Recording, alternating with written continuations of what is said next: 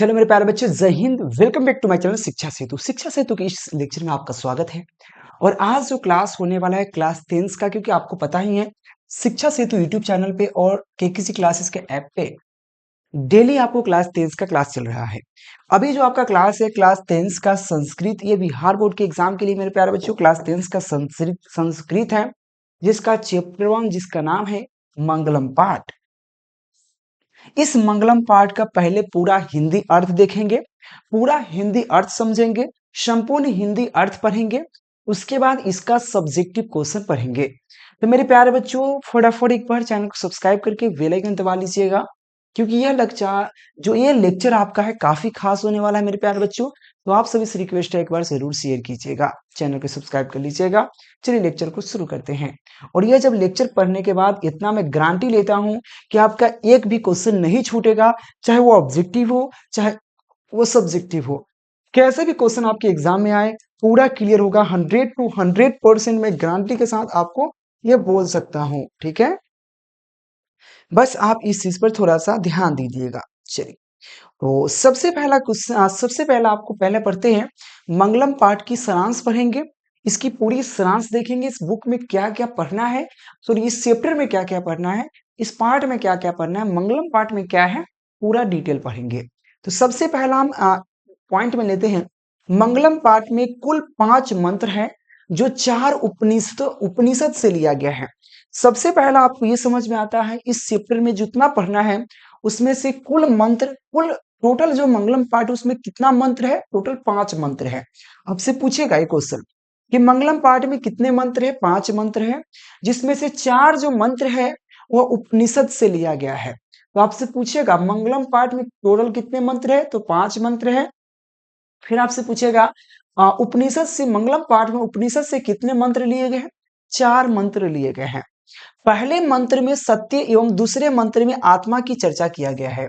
दूसरा का पॉइंट में हम जानने के प्रयास करते हैं इस चैप्टर का, कि जो पहले मंत्र है, पहले मंत्र में हम लोग सत्य की चर्चा करेंगे, सत्य की बात करते हैं कि सत्य क्या है, ठीक है ना, सत्य का स्वरूप क्या है। और दूसरे मंत्र में हम लोग आत्मा की चर्चा करते हैं, आत्मा की बात करते हैं, ठीक है ना। उपनिषद में यहाँ पे उपनिषद में बाह्य आत्मा और परमात्मा की चर्चा है। जो उपनिषद है, उपनिषद के यहाँ पे ब्राह्मण्य की बात करें, उपनिषद ब्राह्मण्य में आत्मा और परमात्मा की चर्चा किया गया है इस चैप्टर का। अगला पॉइंट हम देखते हैं, उपनिषद में क्या है, दर्शन शास्त्र का सिद्धांत है। उपनिषद में जो है दर्शन शास्त्र का सिद्धांत है। मेरे प्यारे बच्चों, यह पूरी तरह से आपको पूरे आपके बुक का हिंदी अर्थ लिखा गया है, ठीक है ना। अगला हमारा पॉइंट है, मंगलम पाठ में मंत्र जो है यहाँ पे पदात्मक रूप में है। क्या है, पदात्मक रूप में है। जो मंगलम पाठ में जो मंत्र है वो पदात्मक रूप में है, ठीक है। संपूर्ण सारांश यहाँ पे परमात्मा के द्वारा यहाँ पे क्या है, शासित है, ठीक है ना। याद रखना, संपूर्ण जो सारांश है परमात्मा के द्वारा शासित होता है। तो याद रखना, मंगलम पाठ में कुल 5 मंत्र हैं, जिसमें से 4 उपनिषद से लिया गया है। पहले मंत्र में सत्य की चर्चा है, दूसरे के मंत्र में आत्मा की चर्चा किया गया है, उपनिषद के ब्रह्म में आत्मा और परमात्मा की चर्चा किया गया है, उपनिषद में दर्शन शास्त्र का सिद्धांत है, साथ में मंगलम पाठ में मंत्र जो है पदात्मक रूप में है। संपूर्ण शास्त्र में परमात्मा की चर्चा किया गया है, परमात्मा द्वारा यहाँ पे शाश्वत है।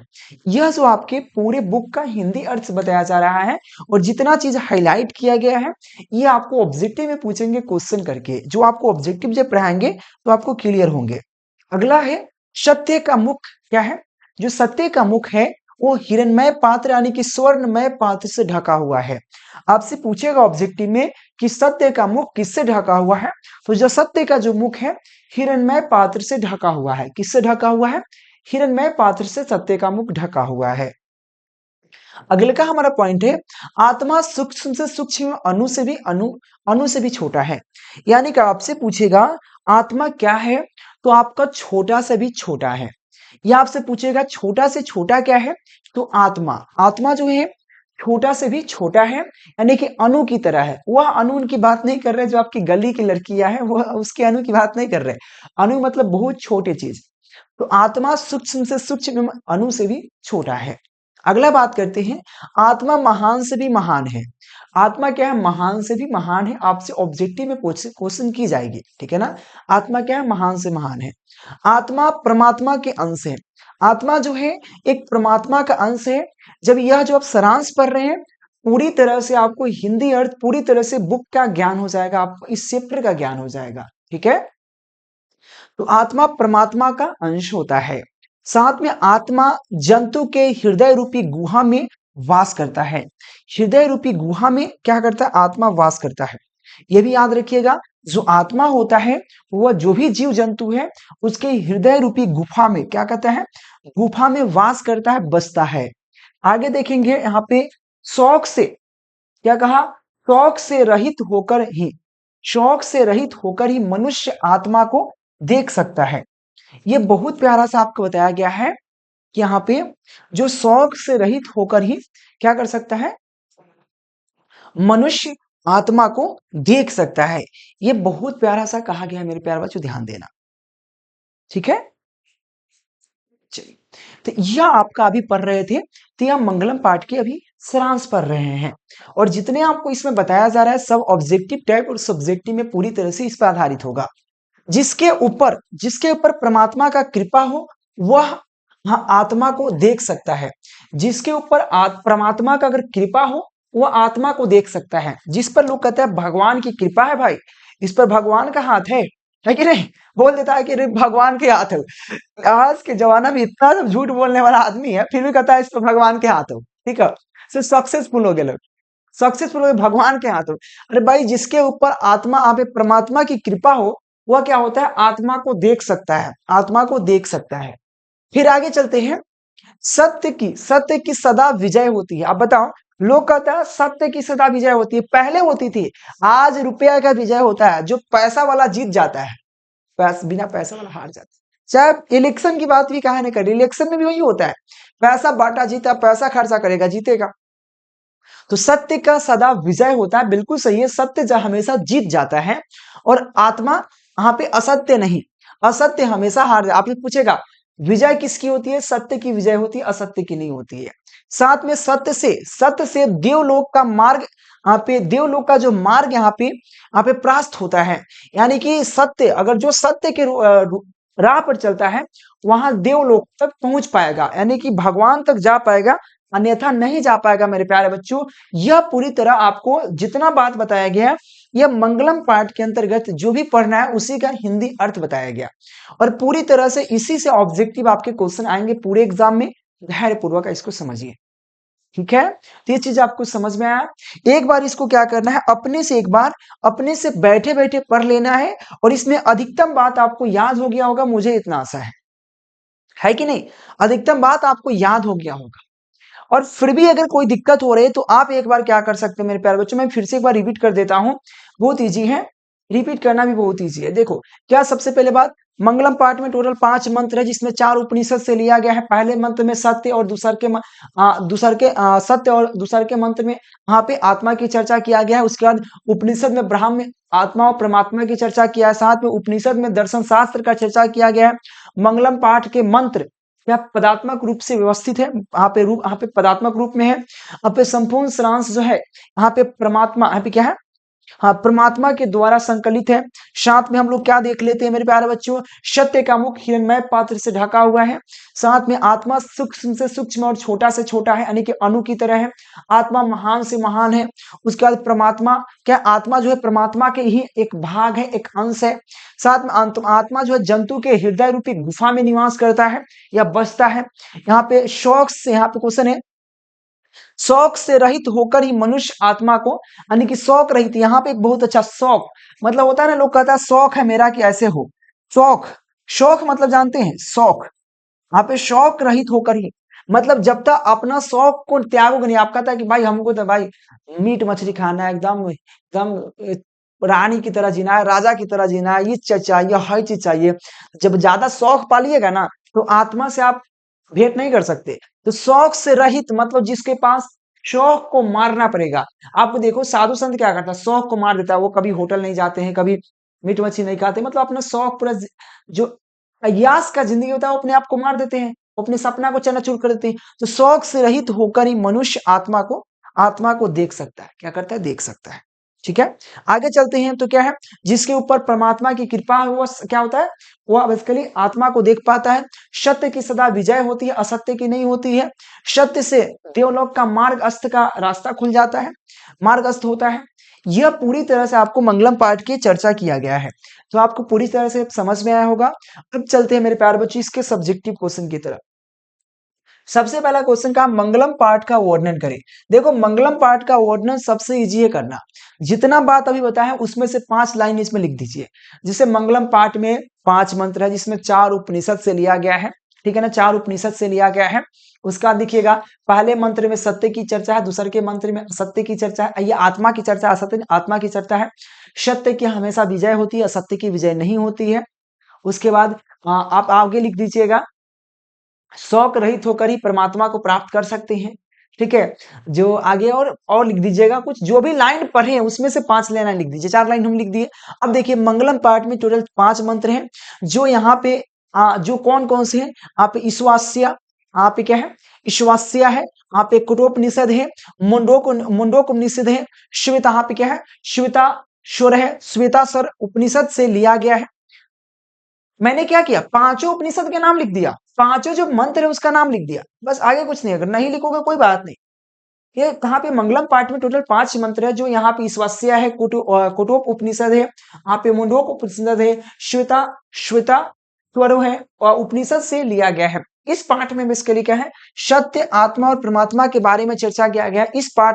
इस पाठ को पढ़ने से परमात्मा की प्राप्ति सिद्धि उत्पन्न होती है। यानी कि इस पाठ को पढ़ोगे तो परमात्मा के बारे में जानकारी प्राप्त होगा और आपको सिद्धि प्राप्त होगी, तथा आध्यात्मिक खोज की मन में यहाँ पे उत्सुकता पैदा होगा। यानी कि जो आध्यात्मिक, जो आपके जो कहते हैं नहीं है कि अपने धर्म के प्रति और अपने जो मतलब पूजा पाठ पे आपका मन थोड़ा सा लग जाएगा। तो ये कहता है आध्यात्मिक खोज की मन में उत्सुकता पैदा होगी। बस ये पाठ पढ़ने से आपको ये फायदा है।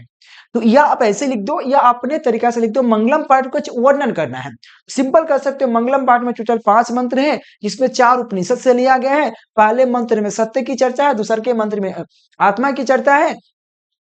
जो सत्य को प्राप्त करने, सत्य का हमेशा विजय होता है, असत्य का नहीं होता है। साथ में हृदय रूपी गुफा, क्या होता है? आत्मा जो होता है हृदय रूपी गुफा में निवास करता है। और आगे लिख देंगे, शौक का मार्ग को ही आत्मा को प्राप्त कर सकता है। बस काम खत्म। जो 4 लाइन हम क्या करेंगे, जो हम यहाँ पे जो पढ़ाए हैं इसमें से 3-4 लाइन लिख दीजिए और बस पाठ के बारे में चर्चा हो गया। या आप जो यह लिखा हुआ है सेम लिख दीजिए। मंगलम पाठ में टोटल 5 मंत्र है, जो आपको ईश्वरस्या है, कुटोपनिषद है, मंकोपनिषद है, यहाँ पे श्वेतास्वर है, उपनिषद से लिया गया है। ये जो 4 आपको बताया उपनिषद से लिया गया है। आगे पढ़ेंगे तो इस पाठ में क्या है? सत्य, आत्मा और परमात्मा की चर्चा किया गया है। ठीक है ना, इस पाठ को पढ़ने से हमको क्या प्राप्ति होता है? परमात्मा की प्राप्ति, यहाँ पे प्राप्ति सिद्धि प्राप्ति होती है। मतलब उसके भगवान के प्रति, परमात्मा के प्रति, आत्मा के प्रति आपको जिज्ञासा बढ़ेगा और आध्यात्मिक खोज की ओर आपको क्या करेगा? मन में उत्सुकता पैदा करेगा। यह पाठ पढ़ने से आपको ये फायदा है। तो आप देखो, मैं बार बार प्रयास करता हूं कि अपने से लिखने के प्रयास करो। मेरे प्यारे बच्चों, अपना से जब इस चीज को बनाना प्रयास करोगे ना, अपना से इस चीज को करने लगोगे, बहुत ईजी हो जाएगा आपके लिए। ठीक है, अगले क्वेश्चन की बात कर लेते। क्वेश्चन है, मंगलम पाठ के आधार पर सत्य का यहाँ पे महत्ता पर प्रकाश डालें। सत्य का महत्व क्या है मेरे प्यारे बच्चों? याद रखना, सत्य का हमेशा विजय होता है, असत्य का नहीं होता है। तो ये कहा गया इस पाठ में महर्षि वेद व्यास जी सत्य का वर्णन करते हुए कहते हैं। जो यह पाठ है महर्षि वेद व्यास द्वारा लिखा गया है, और इस पाठ में सत्य की चर्चा करते हुए महर्षि वेद व्यास कहते हैं कि सत्य हमेशा विजय होता है, सत्य हमेशा जीत पाता है, और असत्य का कदापि विजय नहीं होता। कदापि मतलब कभी जीत नहीं पाता है, हार जाता है। तो क्या कहेंगे? इस पाठ में महर्षि वेद व्यास कहते हैं कि यह सत्य का चर्चा करते हुए कहते हैं कि क्या कहते हैं? कहते यह है कि सत्य का हमेशा विजय होती है, असत्य कदापि नहीं जीतता, कदापि विजय नहीं होती है। सत्य बोलने वाला का ही जीवन बिल्कुल साफ होता है। जो सत्य बोलता है उसका, देखो आप झूठ बोलिएगा तो आपका मन में डर सा हो जाता है, लेकिन सत्य बोलने से आपका पूरा मन में पूरा फ्रेश रहेगा, हम सही बोले, बड़ी झूठ नहीं बोले हैं। तो ये कहता है जो सत्य बोलने वाला का जीवन बिल्कुल साफ होता है, फ्रेश होता है, ठीक है ना, होता है, और उसे मोक्ष की प्राप्ति होती है। मोक्ष की प्राप्ति होती है, जो कहता है ना इसको मोक्ष की प्राप्ति हो गई, मरने के बाद इसको मतलब यहाँ पे स्वर्ग में चला गया, मोक्ष की प्राप्ति हो गई, ठीक है ना, प्राप्ति होती है, क्योंकि देवलोक का रास्ता सत्य से ही खुलता है। और जो देवलोक का रास्ता है, जो मोक्ष प्राप्त करके देवलोक भगवान के चरणों में जाते हैं, तो वह सत्य बोलने वाला ही जाता है। आपने अगर देखा होगा, क्या बोलते हैं, महाभारत, तो महाभारत में जो पांडव था 5 था, ठीक है ना, नकुल था, सहदेव था, और भीम था, और अर्जुन था, और एक था एक जो सत्य बोलता था, सबसे बड़ा भाई था, नकुल सहदेव जो छोटा था, अर्जुन भीम, और जो हरदम सत्य बोलता था, यार उसका भुला रहे नाम, उसका नाम क्या था, सा सा सत्य, अरे यार नाम भूल रहे, पांडव 5 था, ठीक है ना, ऐसे बेसिकली 6 हो जाता है, कुंती का तो 5 बेटा ने 6 बेटा है, अर्जुन भी उसी का बेटा होता है, लेकिन शादी से पहले हुआ रहता है, तो अर्जुन का बात नहीं होता है। महाभारत देखे होंगे तो आपको पता होगा। लेकिन यहाँ पे जो सबसे बड़ा बेटा था, उसका नाम बेसिकली दुर्योधन, तो दिशा क्या बोलते हैं, कौरव था, दुर्योधन, देखो कंफ्यूज, नाम याद नहीं है, वो सत्य, हमेशा सत्य बोलता था, और उसकी मोक्ष की प्राप्ति हो गई। तो ये सीधा कहेंगे, इस पार्ट में महर्षि वेदव्यास कहते हैं, या सत्य का चर्चा करते हुए कहते हैं कि सत्य का हमेशा विजय होता है, असत्य कदापि नहीं जीतता, या असत्य का विजय नहीं होता, ऐसे भी लिख सकते हैं, ठीक है ना। सत्य बोलने वाला का मन पूरा साफ होता है, और सत्य बोलने का मन साफ होता है, ठीक है ना। और कब लिखेंगे, और उसे मोक्ष की प्राप्ति होती है, और सत्य बोलने से ही क्या होता है, और देवलोक का जो रास्ता है, देवलोक का जो मार्ग है, सत्य से ही खुलता है। तो आराम से डिफिनीशन भाई, परिभाषा देखो कितना प्यारा है, कितना इजी है। और आप लोग क्या करना है, शिक्षा सेतु यूट्यूब चैनल को सब्सक्राइब कर लेना है। पीडीएफ नोट्स और क्लासेस ज्वाइन करने के लिए मेरे प्यारे बच्चे नीचे नंबर दिख रहा है, कांटेक्ट जरूर कीजिएगा, और टेलीग्राम ज्वाइन कर लीजिएगा। अगला क्वेश्चन आपसे पूछता है, आत्मा का स्वरूप क्या है, पाठ के आधार पर स्पष्ट करें। आत्मा का स्वरूप है क्या, पाठ के आधार पर इसको चर्चा करना है। तो याद रखना, यहाँ पे उपनिषद में आत्मा के स्वरूप का बहुत ही अच्छा वर्णन किया गया है। जो उपनिषद है, क्योंकि आपको पता ही है, जो मंगलम पाठ में टोटल 5 मंत्र है, जिसमें 4 तो उपनिषद से ही लिया गया है, और सत्य का जो आत्मा की जो चर्चा है, वो दूसरा मंत्र में, यानी कि उपनिषद में किया गया है। तो उपनिषद में जो आत्मा का स्वरूप का बहुत ही अच्छा से चर्चा किया गया, वर्णन किया गया है। आत्मा मनुष्य के हृदय रूपी गुफा में निवास करता है, मैंने पहले ही पढ़ा दिया, यह मैंने पहले ही लाइन में पढ़ाया था कि आत्मा मनुष्य की हृदय रूपी गुफा में निवास करता है। आत्मा सूक्ष्म से सूक्ष्म और महान से महान है, मैं पढ़ाया हूं। आत्मा क्या है, सूक्ष्म से सूक्ष्म, छोटा से छोटा है, और महान से महान है। वही लाइनवा का यहाँ पर जोर जोर का लिख दे रहे हैं, बस डिफिनेशन तैयार हो जा रहा है कि नहीं। जो इसके लिए समरी पढ़ लिया, डिफिनेशन बनाना उसके लिए चुटकी का काम है। तो सीधा आत्मा का स्वरूप क्या, अपना आत्मा जो है, उपनिषद में आत्मा का वर्णन पूरा एकदम बेहतरीन तरीका से किया है, स्वरूप बहुत ही अच्छा किया गया। आत्मा मनुष्य के हृदय रूपी गुफा में निवास करता है। आत्मा सूक्ष्म से सूक्ष्म और महान से महान है, ठीक है ना, महान से महान है। और इससे क्या होता है, इससे यहाँ पे इसके रहस्य को समझने वाला परमात्मा को पाता है, और इसका जो रहस्य को समझ गया, इसके बारे में जो समझ गया, जान गया, वो परमात्मा को, आत्मा भगवान को प्राप्त हो सकता है। जो साधु है, वो बेसिकली क्या है, आपको वह भगवान को ऐसा समझ लेता है कि मेरा सब कुछ यही है। तब ना साधु संत देखोगे, आप प्रेमानंद जी को जानते होंगे आप लोग, प्रेमानंद जी भगवान के रूप में सबको इसको देख रहे हैं उनको, ठीक है कि नहीं। वही कहा गया है, इसके हृदय को समझने वाला को परमात्मा को पाता है। तो याद रखना, ये बेसिकली क्या, आत्मा का स्वरूप है। अगले क्वेश्चन है, उपनिषद को यहाँ पे आध्यात्मिक ग्रंथ क्यों कहा गया है। जो उपनिषद जो उसको आध्यात्मिक ग्रंथ क्यों कहा गया, चलो इस पर चर्चा करते हैं। याद रखना, उपनिषद को एक आध्यात्मिक ग्रंथ कहा गया है, क्योंकि इस ग्रंथ में यहाँ पे क्या है, ब्रह्म में आत्मा, ब्रह्म अथवा आत्म परमात्मा का वर्णन किया गया है। मेरे प्यारे बच्चों याद रखना, उपनिषद को एक क्या कहा गया है, आध्यात्मिक ग्रंथ कहा गया है, क्योंकि इस ग्रंथ में ब्रह्म यानी कि भय अथवा आत्मा और परमात्मा का वर्णन किया गया, इसीलिए इसको क्या कहा गया है, यहाँ पे आध्यात्मिक ग्रंथ कहा गया। मेरे प्यारे बच्चों, अगले क्वेश्चन की बात कर लेते हैं, उपनिषद का क्या स्वरूप है, पठित पाठ के आधार पर स्पष्ट करें। जो उपनिषद का स्वरूप क्या है, जो आप पढ़े हैं इस पाठ के आप आधार पर अपना स्वरूप दीजिए। तो याद रखना उपनिषद यहाँ पे वैदिक, वैदिक क्या है, वैदिक यहाँ पे वामंग का विभिन्न अंग है। याद रखना उपनिषद जो है वैदिक यहाँ पे वामंग, वामंग का क्या है, अभी यहाँ पे अभिनन्न अंग है। अभिनन्न अंग मतलब खास अंग है। इसमें क्या है, दर्शन शास्त्र सिद्धांत का प्रतिपादन किया गया है। दर्शन शास्त्र सिद्धांत का प्रतिपादन क्या है, यहाँ पे सर्वत्र, सर्वत्र परम पुरुष यानी कि परम पुरुष परमात्मा का गुणवान किया गया है। इसमें परमात्मा के गुणवान किया गया है। परमात्मा के द्वारा क्या होता है, परमात्मा के द्वारा ही आप संसार, यहाँ संसार क्या है, व्याप्त और यहाँ पे अनुशासित है। परमात्मा के द्वारा ही हमारा पूरा दुनिया संसार जो है क्या है, व्याप्य और व्याप्त और अनुशासित है। एकदम अनुशासित मतलब अटेंडेंस मतलब होता नहीं है, शांतिपूर्वक, ठीक है ना।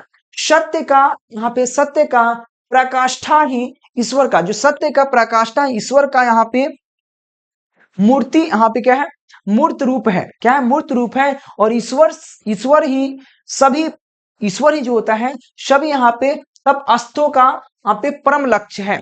ये मेरे प्यारे बच्चों थोड़ा सा डिफिनेशन हार्ड है लेकिन बहुत ही अच्छा है। उपनिषद का क्या स्वरूप है, पठित पाठ के आधार पर बताना है। थोड़ा सा लेंथी डिफिनेशन है लेकिन है थोड़ा सा इजी अगर पढ़ने का प्रयास किया जाए तो, ठीक है। अगले चलते हैं 6 नंबर क्वेश्चन की तरफ चलते हैं। मंगलम पाठ का 5 वाक्यों में परिचय दे। तो मंगलम पाठ में 5 वाक्यों का परिचय क्या दे सकते हैं, सिंपल दे सकते हैं। हम यह बिना देखे हुए अपने बताते हैं। अभी सारांश पढ़ेंगे तो क्या पढ़ेंगे, मंगलम पाठ में टोटल 5 मंत्र है जिसमें 4 उपनिषद से लिया गया है।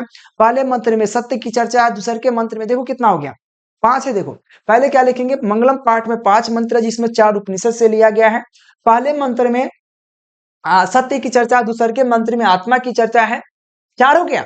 और उसके बाद लिखेंगे आत्मा जो होता है हृदय रूपी गुफा में निवास करता है। आत्मा छोटा से छोटा है और महान से महान है। उसके बाद लिखेंगे शौक के मार्ग को ही परमात्मा को प्राप्त कर सकते हैं।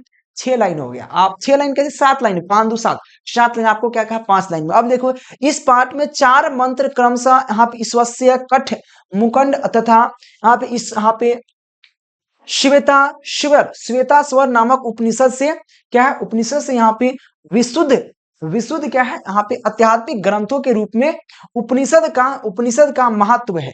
इसमें थोड़ा सा डिफिनेशन ये थोड़ा हार्ड कर दिया, ये थोड़ा सा डिफिनेशन हार्ड करके लिखा हुआ, लेकिन मैं जो बताया बहुत ईजी था, ठीक है ना। क्या उन्हें पढ़ने से परम परम सत्ता की वहां पे प्रति श्रद्धा उत्पन्न होती है। सत्य का, सत्य के क्या है, अन्वेषण की प्राप्ति, यहाँ पे अन्वेषण की यहाँ पे प्रवृत्ति होती है। और यह तथा यहाँ पे आध्यात्मिक खोज की उत्सुकता उत्पन्न होती है। आध्यात्मिक खोज की उत्सुकता उत्पन्न होती है। उपनिषद ग्रंथ विभिन्न विभिन्न वेदों से क्या है, संबंध है। तो आप यह ना लिखकर हम जो मैं बता रहा हूं वो लिखो, कोई दिक्कत नहीं। मंगलम पाठ के 5 वाक्य में बताना है। तो सबसे पहला 5 वाक्यों में बताना है। सबसे पहला लिखो मंगलम पाठ में टोटल 5 मंत्र है जिसमें से 4 उपनिषद से लिया गया है। अगर मन करे तो ये चारों का नाम लिख दीजिए। ये 4 है, 3 हो, एक 4 हो, चारों का नाम लिख दीजिए, ठीक है ना। उसके बाद आप लिखो पहले मंत्र में सत्य की चर्चा, दूसरे के मंत्र में आत्मा की चर्चा है। उसके बाद आगे लिखना है। तो याद रखना जो आत्मा है हृदय रूपी गुफा में निवास करता है। आत्मा छोटा से छोटा और महान से महान है। आगे लिखना है तो शौक के मार्ग को ही आत्मा को प्राप्ति कर सकता है। आगे और लिखना है कुछ भी, और इसमें बहुत सारा चीजें जो आप लिख सकते हो, ठीक है ना। सत्य की जीत होती है, असत्य की नहीं होती है। 7-8 लाइन हो गया भाई, इतना लिख दो, काम खत्म। या आप लिखोगे ज्यादा हार्ड होगा, जो मैं बोला हूं उसको एक बार कॉपी पर लिख दीजिए और डिफिनेशन बना लेना मेरे प्यारे बच्चों। क्योंकि देखो यह जो परिभाषा तैयार होता है, देखो यही होता है, पढ़ने से ही फायदा है कि मैं अपने लैंग्वेज में पढ़ाऊंगा। ऐसा जरूरत नहीं कि इसमें थोड़ा हार्ड लैंग्वेज हो गया तो मैं उसको यहाँ पे, मैं हूं क्यों, समझाने के लिए, इजी से इजी बताने के लिए। अगर मैं डायरेक्ट में आकर पढ़ हो गया बस, मैं इस चीज को बार बार रिपीट क्यों कर रहा हूं, क्योंकि भाई मैं चाहता हूं कि आपसे याद हो, वैसा क्वेश्चन ना हो ताकि आपको दिक्कत हो। तो उसको दिक्कत को हम सुलझाने के लिए ही है। आपको फिर भी कोई दिक्कत लगे तो बेझिझक कमेंट कर दो यार, क्या दिक्कत है, ठीक है। अगला क्वेश्चन है यहाँ पे क्वेश्चन है महान लोग अपने संसार रूपी संसार को कैसे पा सकते हैं। यहाँ पे महान लोग संसार रूपी संसार को कैसे प्राप्त कर सकते हैं। तो याद रखना यहाँ पे श्वेताश्वर उपनिषद में ज्ञान लोग, ज्ञानी लोग और अज्ञानी लोग में अंतर अंतर स्पष्ट करते हुए महर्षि व्यास वेद व्यास कहते हैं। मेरे प्यारे बच्चों, आपको पता है इसमें 4 उपनिषद है, जिसमें से एक उपनिषद क्या है? श्वेतासर। श्वेतासर उपनिषद में ये चीज की चर्चा किया गया है। श्वेतासर उपनिषद में ज्ञानी लोग और अज्ञानी लोग में अंतर स्पष्ट करते हुए, मतलब उसमें डिफरेंट बताते हुए, अंतर स्पष्ट करते हुए महर्षि वेद व्यास कहते हैं कि अज्ञानी लोग जो होता है यहाँ पे अंधकार स्वरूप, और ज्ञानी जो होता है प्रकाश स्वरूप है। जो अज्ञानी लोग होता है, अज्ञानी लोग वो बेसिकली अंधकार स्वरूप, और ज्ञानी लोग जो होता है प्रकाश स्वरूप है। यहाँ पे महान लोग इसे समझकर मृत्यु को पाकर यहाँ पे मृत्यु को पार कर जाते हैं। जो लोग भी ज्ञानी होता है वो मृत्यु को पार कर जाते हैं, क्योंकि संसार रूपी सागर को पार करने का इससे बड़ा अन्य कोई रास्ता नहीं हो सकता। मेरे प्यारे बच्चों, यह क्वेश्चन आपसे पूछा गया है। सिंपल लाइन में कहूं तो महान लोग संसार रूपी सागर को कैसे पा सकता है या पार कर सकता है? जो महान लोग होता है वो बेसिकली संसार रूपी सागर समझ रहे हैं, समुद्र, सागर को कैसे पार कर सकता है? तो सिंपल कहते हैं, यहाँ पे श्वेतासर उपनिषद में महर्षि वेद व्यास ज्ञानी और अज्ञानी के चर्चा करते हुए कहते हैं कि जो अज्ञानी लोग होता है अंधकार स्वरूप, और ज्ञानी लोग जो होता है प्रकाश स्वरूप है। ठीक है ना?